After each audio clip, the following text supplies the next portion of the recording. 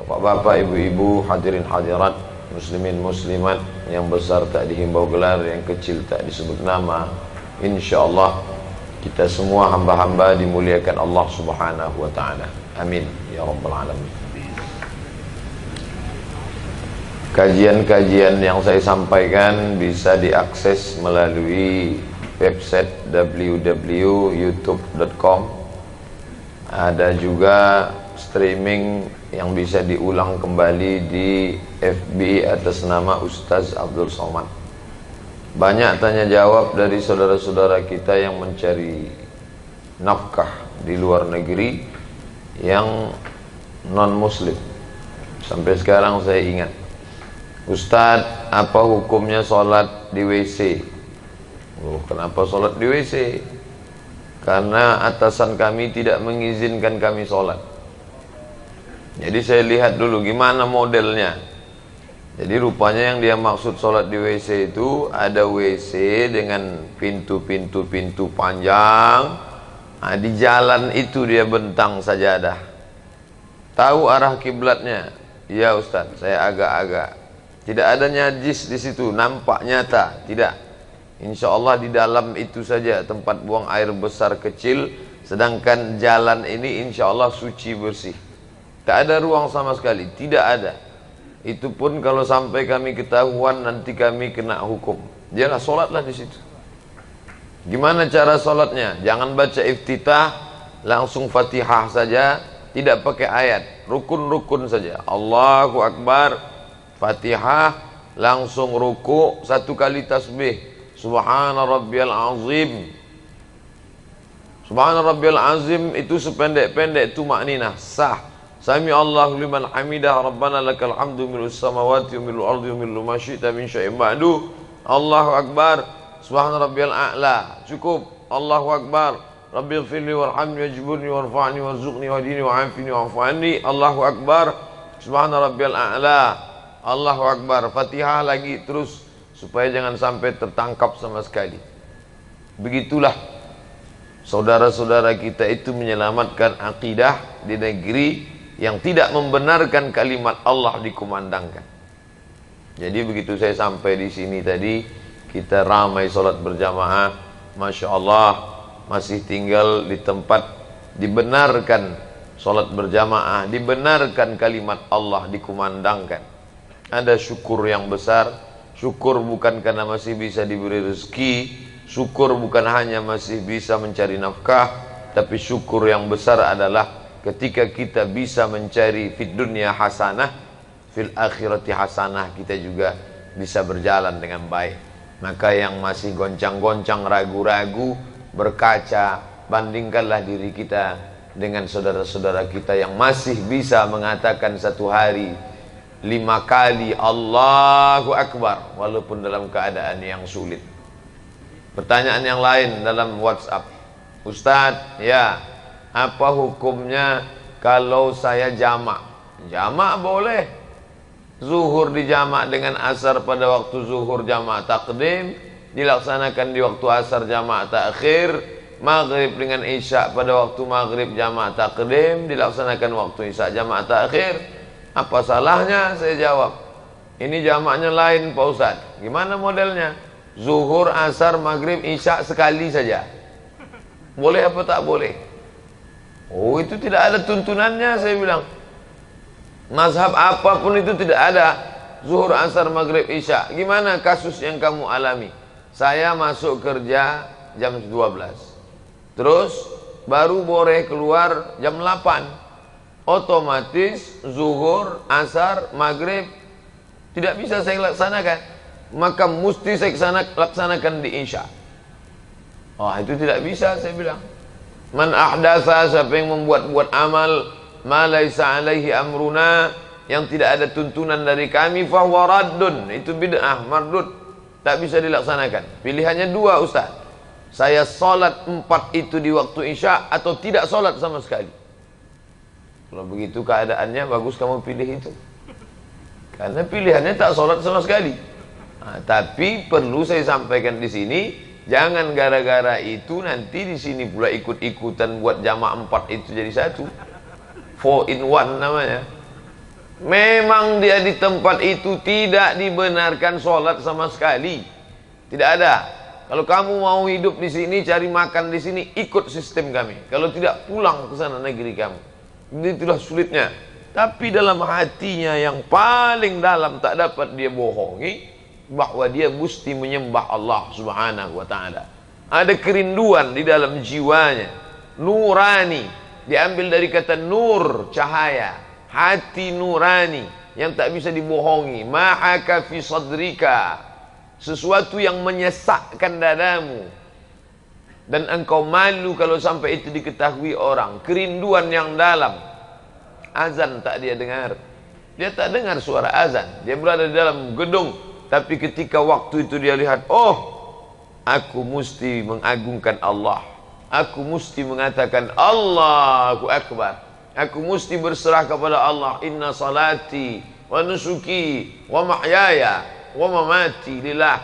Aku mesti menempelkan kening ini ke lantai untuk bersimpuh, merasakan bahwa aku bukan apa-apa dan bukan siapa-siapa. Aku mesti mengatakan dia yang maha tinggi, aku yang maha rendah. Subhana rabbiyal a'la, maha suci dia yang maha tinggi, sedangkan aku sangat amat rendah, hina, nista, apa-apa, tak ada apa-apa di hadapan Allah Subhanahu wa ta'ala. Tak ada cara lain. Oleh sebab itu, ketika kita masih diberikan waktu, kesempatan, tidak mungkin seluasa sahabat kawan-kawan kita di luar sana, maka ini nikmat yang besar. Nikmat yang paling besar adalah ketika kita masih bisa menjaga iman, karena itu yang akan kita bawa menghadap Allah Subhanahu wa ta'ala. Berapa banyak orang cari makan sampai tak sempat makan. Ini kan luar biasa. Berapa banyak orang sibuk mencari hidup sampai tak bisa menikmati hidup. Ini luar biasa. Berapa banyak orang yang sibuk mencari penghidupan yang singkat ini, sampai kehidupan yang kekal abadi itu tak dapat dia cicipi. Lam yajid irfal jannah, tak bisa mencium bau surga.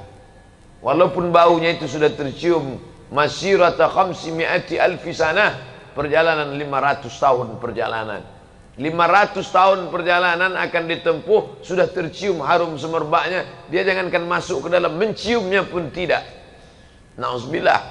Maka ketika kita masih bisa disempat-sempatkan hidup ini, disempat-sempatkan masa bekerja ini untuk beribadah kepada Allah, inilah yang luar biasa.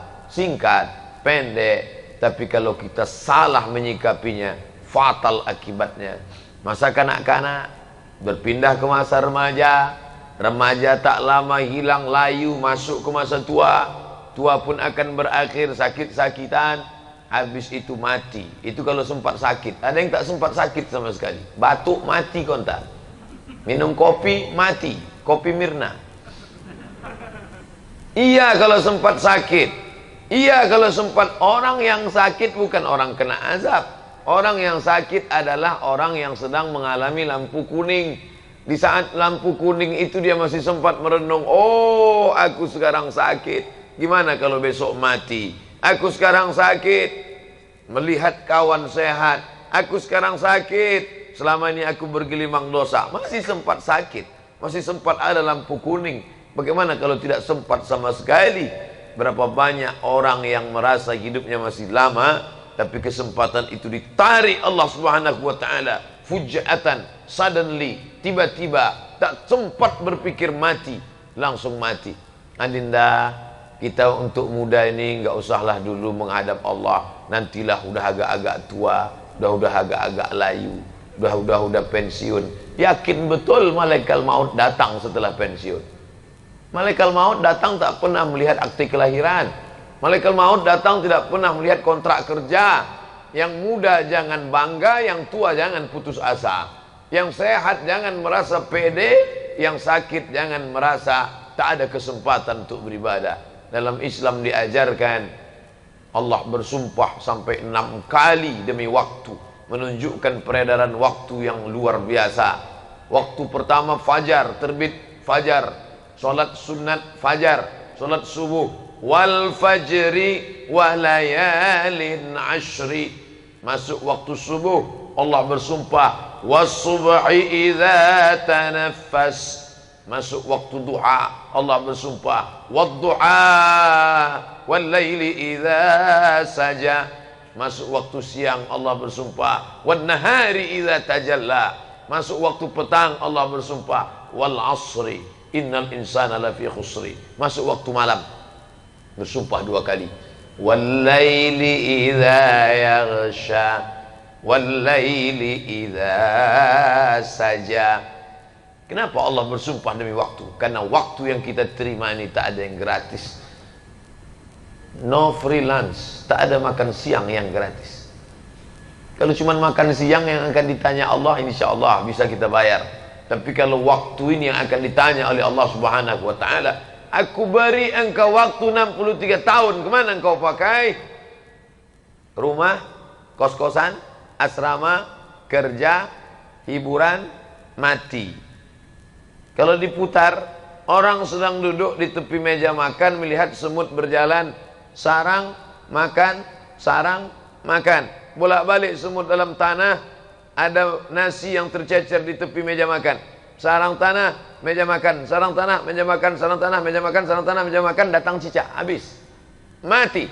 Perjalanan manusia yang begitu singkat. Tempat tinggal, tempat kerja, hiburan. Tempat tinggal, tempat kerja, hiburan, tempat tinggal, tempat kerja, hiburan, tempat tabrak, mati. Apa yang akan dibawa menghadap Allah Subhanahu wa Ta'ala? Lalu cukupkah salat ini saja? Fa idza tuma'nantum, kalau kamu sudah tenang, ambil air wudu. Tadi saya sebelum naik melihat ada keran panjang. Lelah hidup ini, siramkan air ke wajah, fresh, segar. Bukan hanya tubuhnya yang fresh, bukan hanya kulitnya yang sudah kering kena AC selama 5 jam saja yang fresh, tapi juga fresh jiwanya. Kenapa? Karena saat air masuk ke mulut, keluarlah dosa-dosa mulut, keluar dosa-dosa hidung. Ketika air disiramkan ke wajah, keluarlah dosa-dosa dari kelopak biji mata. Ketika air disiramkan ke tangan, keluar dosa-dosa dari celah jari jemari tangan. Ketika air mengusap kepala, keluarlah dosa sampai ke lubang telinga. Ketika air menyiram kaki, keluarlah dosa dari celah-celah kuku kaki. Hadapkan wajah. Allahumma ja'alni minat tawwabin waj'alni minal mutatahhirin. Aku kotor, banyak silap, banyak salah. Waj'alni min ibadikas salihin. Walaupun aku tak layak bergabung dengan mereka, tapi tolonglah ya Allah, masukkan aku ke dalam golongan hamba-hambamu yang saleh. Angkat kedua tangan, bersimpuh, bukan di hadapan raja, bukan di hadapan gubernur, bukan di hadapan presiden, tapi sedang berada di hadapan Dia yang dalam satu genggaman kuasanya tercabut nyawa Fir'aun hanya dengan tersedak di tengah laut merah. Dengan satu genggaman kuasanya tercabut nyawa Namrus, hanya satu makhluknya yang masuk ke telinga, bernama nyamuk yang hina, yang tak ada apa-apanya. Innallaha la yastahi ayyadriba mathalan ma ba'udatan fama fawqaha. Allah tak malu menciptakan seekor nyamuk. Katanya Allah, Tuhan itu hebat. Mana ciptaannya? Cuman seekor nyamuk saja. Dengan nyamuk itu dia mematikan Namrus sang raja perkasa. Mati. Kalau raja di raja Fir'aun mati. Kalau raja di raja Namrus mati. Qarun mati, tenggelam dengan hartanya. Aku tak ada apa-apanya di hadapan Engkau ya Allah. Aku makhluk yang kecil, kecil dan hina ya Allah. Allahu Akbar. Di saat itulah kita akan merasakan keagungan kebesaran Allah. Salam dalam keadaan suci bersih, dari zuhur ke asar kosong, hampa, tak pernah putus, tak pernah putus, tak ada putus. Karena ketika tegak bekerja itu pun zikir. Kebetulan kerjanya tegak, zikir. Kebetulan kerjanya duduk, zikir. Kebetulan kerjanya memeriksa mesin dalam keadaan berbaring pun juga zikir. Alladzina yadhkuruna Allaha qiyaman. Orang-orang yang tetap berzikir mengingat Allah qiyaman, tegak, wa qu'udan, dalam keadaan duduk di depan komputer, depan laptop, depan perusahaan, di depan macam-macam sarjana engineering, mesin, apa keahlian, semuanya sama di hadapan Allah Subhanahu wa taala. Allazi yadhkurullah, alladzina yadhkuruna Allah, mereka tegak qiyaman, qu'udan, duduk, wa ala junubihim, semuanya tetap mengingat Allah Subhanahu wa taala. Maka Nabi SAW beristighfar, wallahi demi Allah, inni astaghfiru ila rabbi wa atubu ilaih, aku beristighfar kepada Allah mi'ata marrah, 100 kali sehari semalam. Ini hadis muskil, problem. Kenapa Nabi beristighfar, bertaubat 100 kali sehari semalam, padahal dia maksum, tak berdosa, padahal dia diampunkan Allah Subhanahu wa taala. Kenapa beristighfar sampai 100 kali sehari semalam? Orang beristighfar karena berzina, orang beristighfar karena minum khamar, orang beristighfar karena ghibah, gosip. Dia tak pernah gosip, dia tak pernah minum khamar, dia tak pernah berzina. Kenapa dia beristighfar 100 kali sehari semalam? Ternyata Nabi beristighfar bukan karena dosa-dosa besar itu. Dia beristighfar ketika hatinya lalai sejenak. Hati lalai karena sibuk dengan pekerjaan. Astaghfirullahaladzim.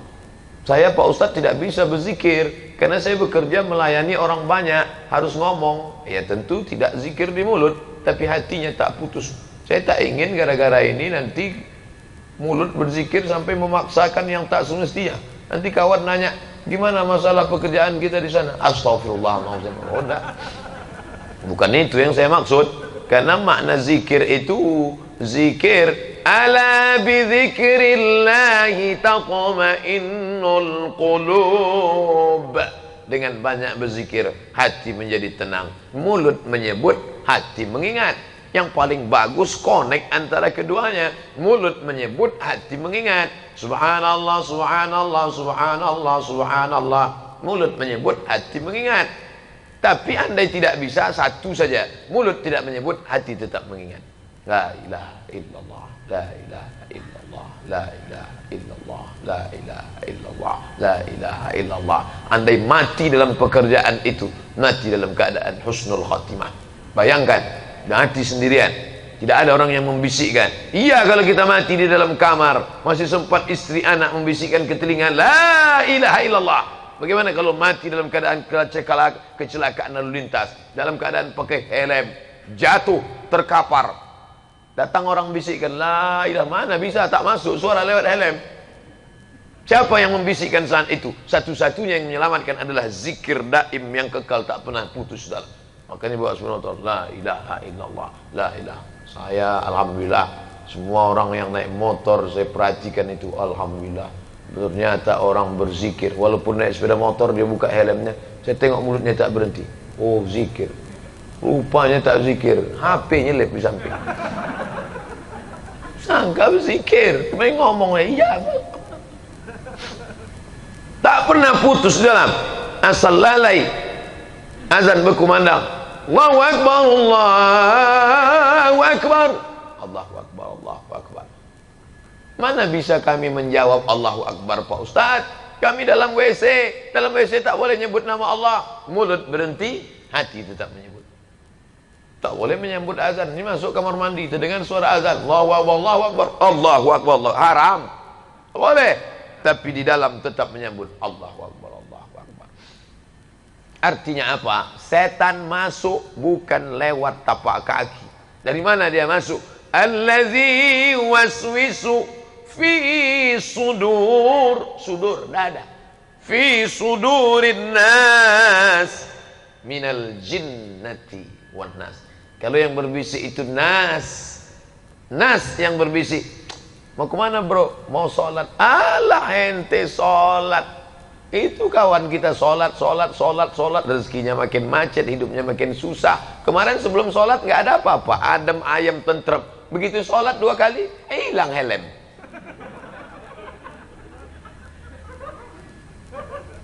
Ingat, ada orang yang tak pernah sholat, tak pernah puasa, tak pernah zakat, tak pernah sedekah, tak pernah zikir.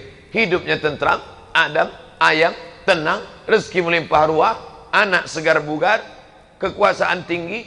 Dia bukan sedang dapat rezeki, tapi dia sedang dipermainkan dengan istidraj. Sanastadrijuhum min haitsu la ya'lamun.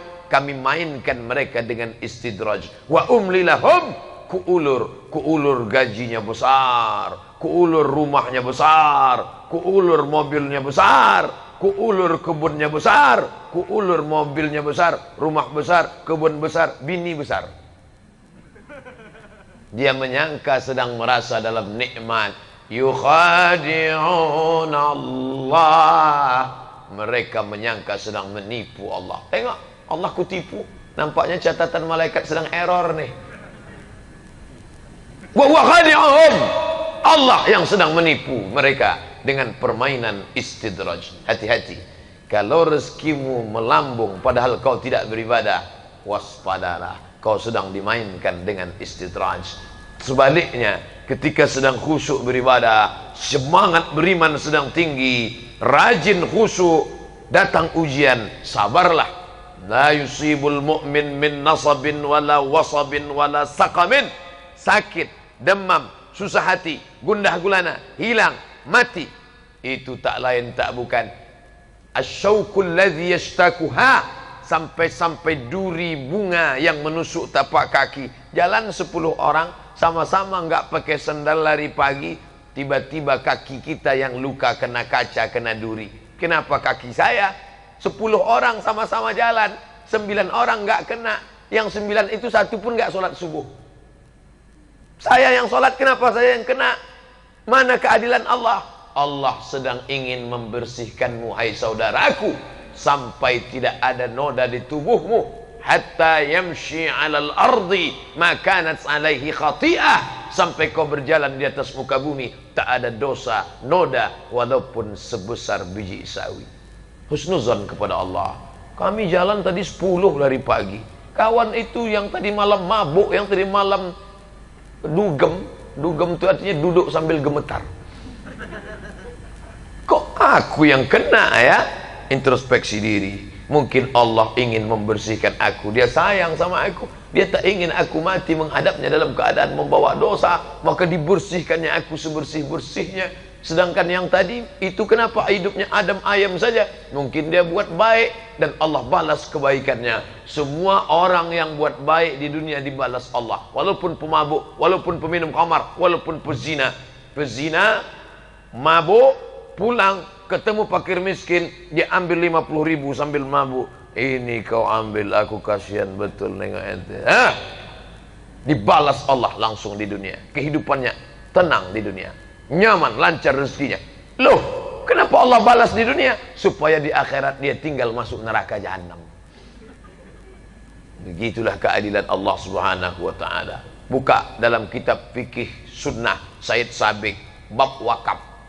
Orang kafir kalau dia bersedekah langsung dibalas Allah di dunia. Supaya apa? Di akhirat tinggal merasakan khalidina fiha abada, kekal selama-lamanya dalam neraka jahanam.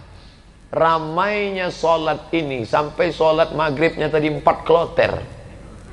Saya seumur hidup baru ini nengok sholat maghrib 4 kloter. Biasanya paling banyak 2 kloter habis. Ini sampai 4. Entah ada lagi kloter kelima, wallahu a'lam. Apa yang membuat pemuda-pemuda Islam ini semangat luar biasa? Ada ilmu di dalam. Orang yang tak berilmu takkan dia datang. Itu orang sudah ramai sholat, kamu nggak sholat, nyantai aja. Sholat nggak sholat sama aja kok, podo sami mawon, sem-sem. Ngapain sholat? Si anu sholat, aku nggak sholat, sama aja. Tak ada ilmu di dalam. Oleh sebab itu bekali ilmu. Siapapun ustadz yang datang di sini pengajian, datang. Yang penting waktu kosong luang datang. 4D. Datang, duduk, dengar, diam. Datang, duduk, dengar, diam. Ngantuk-ngantuk sikit diampuni Allah Subhanahu wa taala. Tapi alhamdulillah dari ujung ke ujung saya tengok semuanya segar. Tadi saya nanya, kemana kita Pak Ustadz Henry? Kita ke perusahaan Epson namanya. Oh, paling-paling karyawan tuh capek, ngantuk semua nanti. Ternyata segar. Entah ibu-ibu di sebelah tak nampak karena pakai ini. Tapi saya husnuzan semuanya, maka berilmu. Tapi pengajian, saya cuma sanggup menyampaikan pengajian sampai 7.20. Selesai ini 10 menit kami menuju Masjid Baitur Rahman, pengajian di sana di atas puncak bukit. Nanti selesai itu baru pulang ke penginapan. Ini sampai 7.20. Begitu singkatnya pengajian. Maka pengajian itu hanya sebagai membangkitkan semangat lewat telinga. Tapi jangan lupa yang akan ditanya nanti, inna sam'a, pendengaran, wal basor, basor itu penglihatan, maka membaca. Untuk fikih, pertama saya bahas buku fikih. Kenapa fikih? Salat fikih, zakat fikih, haji fikih, umrah fikih. Maka belilah fikih, judulnya Fikih Sunnah Sayyid Sabiq, orang Mesir. Yang di bawah itu lagi paling tipis, Fikih Sulaiman Rashid, orang Lampung. 1935 dia sudah tamat Al-Azhar. Saya tamat Al-Azhar Mesir 2002. Dia 1935 sudah. Saya masih di alam goib, dia sudah tamat Azhar.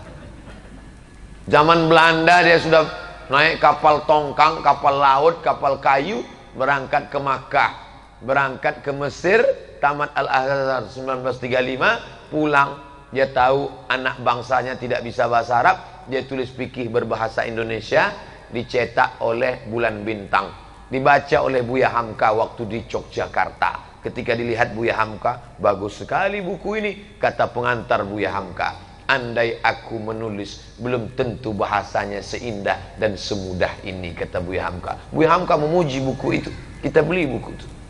Saya ketika ceramah tentang buku fikih Islam Sulaiman Rashid, Ustadz Somad, itu yang Ustadz ceritakan tadi udah lama kami beli, udah baca, masih bersampul plastik Pak Ustadz.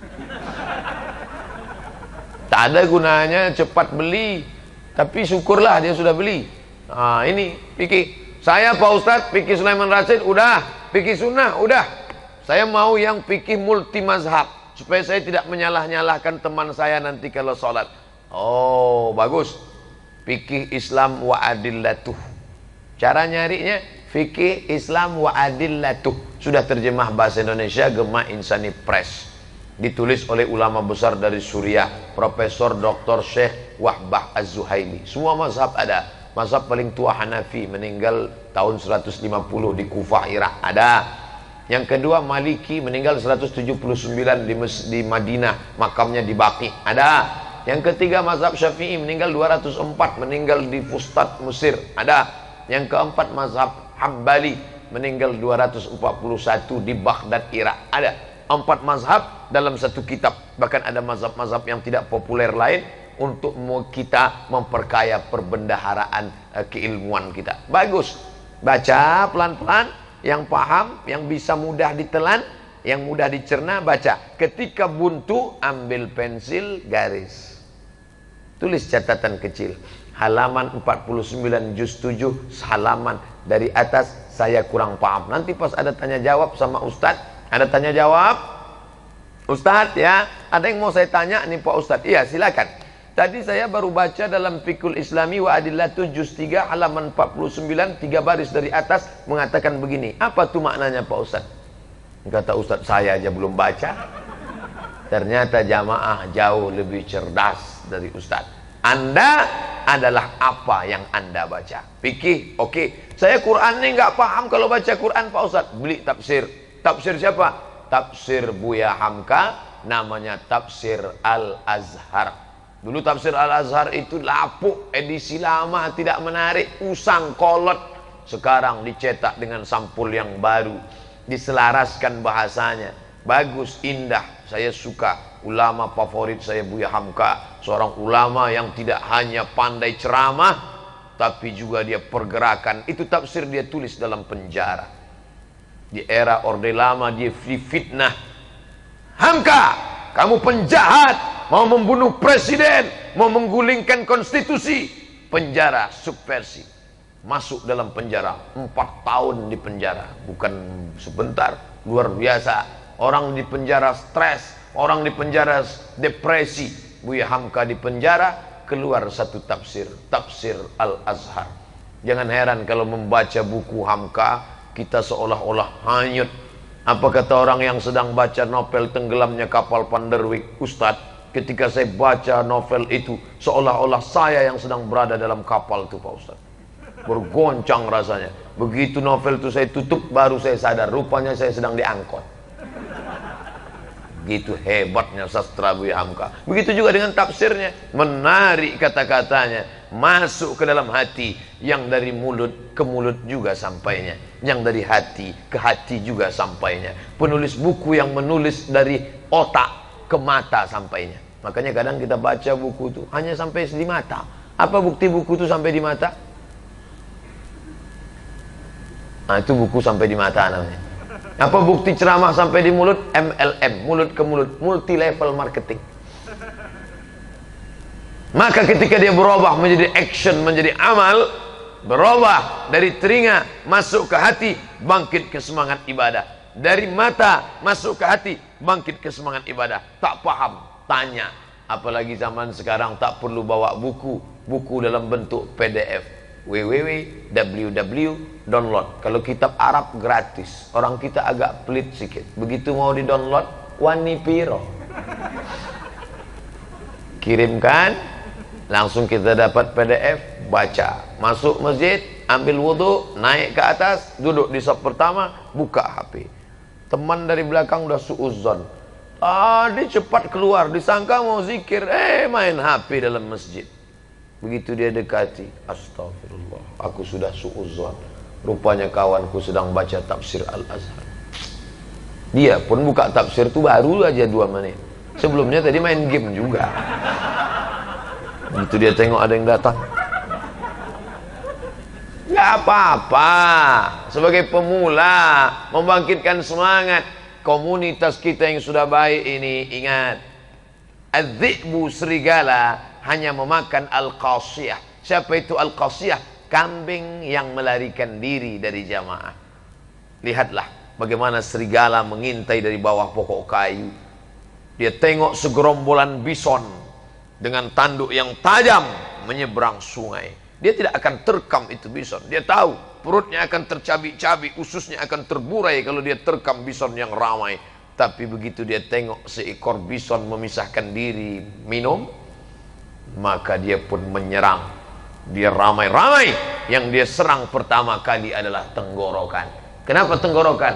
Ini tempat bernapas. Begitu dia serang dengan cengkraman kuat taringnya, tumpah darah, napasnya bocor, mati seekor bison yang besar. Tanduk tak lagi berfungsi, mati. Gara-gara apa? Memisahkan diri dari jamaah. Jangan sempat pisahkan diri dari jamaah. Berjamaah subuh, berjamaah zuhur, berjamaah asar, berjamaah maghrib, berjamaah isya, berjamaah tahajud, berjamaah. Ada undangan, hadirilah tabligh akbar lengkap dengan zikir bersama Al-Mukarram Ustadz Arifin Ilham. Nah, ini saudara-saudara kita yang pakai jubah ini datang jauh dari Az-Zikra. Kalau mau ngundang Ustadz Arifin Ilham, dengan mereka inilah kontaknya. Jangan sampai nanti nyesal. Kena siapa? Dulu saya ada hadir. Aduh, kenapa Ustadz nggak ngasih tahu? Hadir ramai-ramai, datang. Ustadz Arifin Ilham paling pandai merebut, merenyuhkan hati manusia. Dosa kita kepada Allah, ya Allah, meleleh hati jamaah, ya Allah. Kamu nangis tadi kenapa? Gajiku belum turun. Bukan karena itu kita menangis. Kalau itulah yang kita tangisi, betapa naifnya kita. Naif Pak Ustadz, iya. Saya nggak naif Pak Ustadz, jadi slang. La ilaha illallah. Ceramah Ustadz pun dimain-mainkannya juga. Betapa kita tak ada harganya di hadapan Allah Subhanahu wa taala. Ramaikan majlis tabligh akbar, pengajian di mana-mana. Kita berada di simpang jalan. Baru saja SMS kawan datang mau nanya, ikut kita pengajian malam ini. Oke, my friend, I am coming, Mas Bro. Nggak lama sesudah itu datang kawan. Jadi kita kongko-kongko malam ini kan. Waduh. Wa nafsi wa ma sawaha, demi jiwa dan penciptaannya. Fa alhamaha fujuraha, dosa, judi, khamar, zina, wa taqwaha, ngaji, zikir, tabligh akbar, berada di simpang jalan. Kuatkan aku ya Allah. Ya muqallibal qulub, wahai engkau yang membolak-balikkan hati, sabit qalbi, kokohkan hatiku ala dinik, dalam agama. Sekali tidak, katakan tidak. Gimana? Jadi kita ke karaoke? Tidak. Ayolah, jangan ngaji-ngaji terus seminggu sekali. Sekali tidak. Tidak. Kami yang bayar. Iyalah. Begitu cepatnya hati itu berpaling. Yusbihu mu'minan, paginya beriman, wa yumsi kafiran, petangnya kafir. Jangan heran, itu dulu pas pertama kali sampai di Batam orangnya baik, sopan, ngaji. Tapi sekarang keadaannya gimana? Fir'aun. Yusbihu mu'minan, paginya putih beriman, wa yumsi kafiran, petangnya kafir.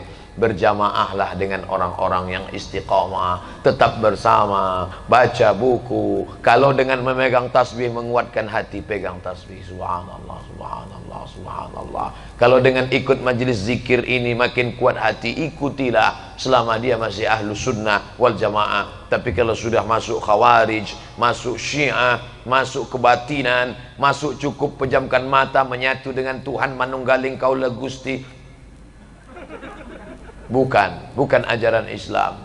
Alaikum bisunnati, ikuti sunnahku, solat berjamaah. Nabi tak pernah meninggalkan solat berjamaah sampai akhir hayatnya. Ketika dia disiramkan 5 qirbah air kulit kambing yang dijahit, disiramkan ke wajahnya. Ketika dia terbangun dari pingsannya, as-salah, as-salah. Nabi ketika bangun dari pingsan tidur yang panjang, as-salah. Orang kita kalau lama pingsan, apa yang dia bangun? Ayam penyet. As-salah, as-salah. Salat berjamaah. Sekarang ada orang tak salat berjamaah, malu dengan Nabi sallallahu alaihi wasallam. Wa adkhilnal jannata ma'al abrar. Masukkan kami ke dalam surgamu ya Allah. Salat berjamaah tak pernah. Salat di mana? Di rumah. Salat di mana? Di kamar. Salat di mana? Di kos-kosan. Padahal masjid dekat. Laki-laki yang soleh salatnya di masjid. Laki-laki sholat di rumah, laki-laki solehah. Adik-adik saya, karyawati, pegawai perempuan yang kalian sekarang sedang dekat dengan lelaki, pertanyaan pertama, sholat. Jauh berjalan banyak dilihat, lama hidup banyak dirasa, lama jadi ustadz banyak yang curhat. Ustadz, kehidupan saya sekarang gak ada kurangnya Pak Ustadz. Mobil mewah, rumah besar, perhiasan gak ada yang kurang. Suami saya baik, anting-anting, rantai, gelang kaki, sampai gigi saya pun emas. Tapi saya tak merasakan kenikmatan indahnya rumah tangga Pak Ustadz. Kenapa? Suami gak sholat. Gara-gara dulu salah fit and proper test. Pilihlah yang sholat. Gimana saya tahu dia sholat Pak Ustadz? Ini kan selesai ini habis isya, ini kan jamaah turun. Nah, ini teropong lah dari jauh. Mana AA tadi yang sholat?